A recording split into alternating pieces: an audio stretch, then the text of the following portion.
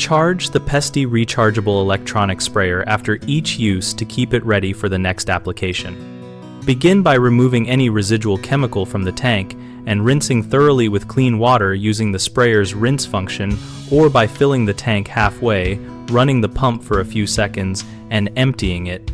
Dry the exterior and allow the interior to air for a short time with the cap loosened to reduce corrosion and odor.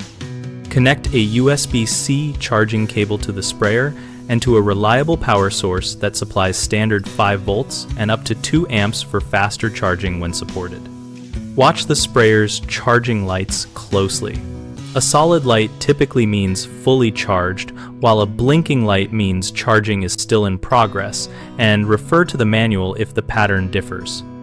Avoid overcharging by unplugging within a few hours once the indicator shows full, and do not leave the device connected for days, as prolonged trickle can shorten battery lifespan.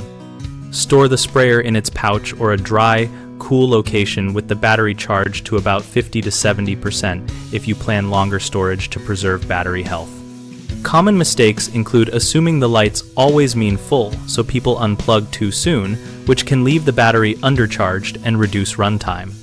Always confirm the indicator pattern against the manual and allow a complete charge cycle.